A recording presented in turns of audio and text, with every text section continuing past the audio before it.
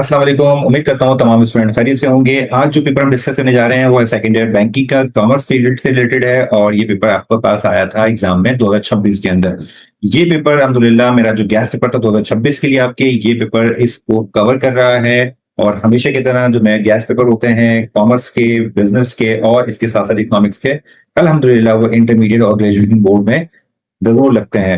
तो स्टार्ट करते हैं आज की वीडियो को और सेक्शन ए के बारे में जानते हैं। सेक्शन ए जो था एमसीक्यूज का, वो 15 मार्क्स का पूछा गया था। इसमें तमाम जो एप्रोप्रिएट आंसर है वो मैंने हाईलाइट कर दिए हैं।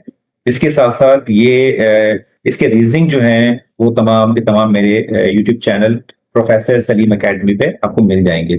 सेक्शन बी टोटल जो है वो 30 मार्क्स आपसे पूछा गया था। तो 30 मार्क्स के अंदर आपने 6 पार्ट क्वेश्चन जो है वो शॉर्ट क्वेश्चन अटेम्प्ट करने थे, यानी कि हर क्वेश्चन के 5 मार्क्स है। तो पहला सवाल था कि आपने बैंक्स की टाइप बतानी है लेकिन उनके फंक्शंस के लिहाज से, और किसी एक को आपने डिस्क्राइब भी करना है।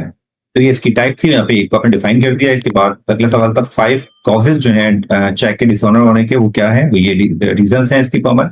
इसके बाद बिल ऑफ एक्सचेंज क्या होता है और इसकी जो पार्टीज हैं वो कौन कौन सी हैं, वो आपकी पार्टीज और इसकी डेफिनेशन आपको बता दी विद एग्जाम्पल।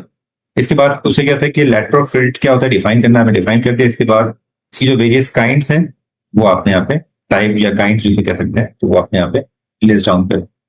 इसके बाद है कि क्रॉसिंग ऑफ चेक जो है वो क्या होता है, डिफाइन करना है, और स्पेशल क्रॉसिंग जो है वो क्या है, इसको आपने डिस्क्राइब करना है।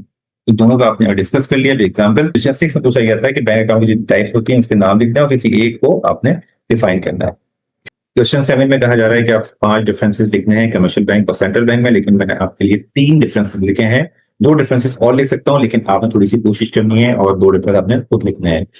इसके बाद नंबर 8 में है डिफाइन नेगोशिएबल और नॉन नेगोशिएबल क्रेडिट इंस्ट्रूमेंट कौन से हैं, डिफाइन करना है। इसके साथ उनके नाम भी लिखने हैं, तो आपने इन दोनों को डिफाइन करके उनके नाम जो यहाँ पे लिस्ट डाउन कर।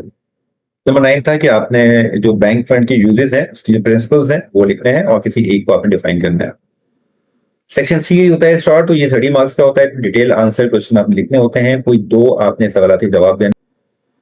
क्वेश्चन 3 है डिफाइन क्रेडिट कंट्रोल, आपने क्रेडिट कंट्रोल डिफाइन कर दिया। इसके बाद सेंट्रल बैंक जो है वो क्रेडिट कंट्रोल करने के लिए कौन से तरीके, कौन से स्टेप अडॉप्ट करता है। तो एक पहला जो तरीका है वो है क्वांटिटेटिव मेथड, इसके जरिए से ये सारे प्रोसीजर लेता है, स्टेप लेता है। इसके बाद क्वालिटेटिव मेथड के जरिए से इन स्टेप्स की वजह से क्रेडिट को कंट्रोल करने की कोशिश करता है। इसमें चॉइस दी हुई थी और इसमें चॉइस में कहा गया था कि आपने जो बैंक फंड्स है उसको डिफाइन करना है और जो उसके प्रॉफिटेबल या नॉन प्रॉफिटेबल यूजेस हैं वो आपने बताना है।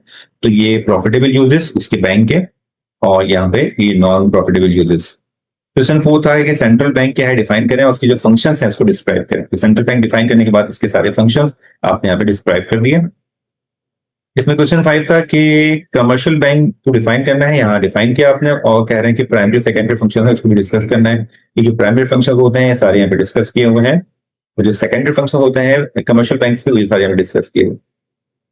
इसमें चॉइस दी गई थी, कहा गया था कि आपने एंडोर्समेंट को डिफाइन करना है, यहाँ डिफाइन कर दिया। और कहा गया था आगे कि आपने इसकी जो वेरियस काइंड है उसको डिस्क्राइब करना है।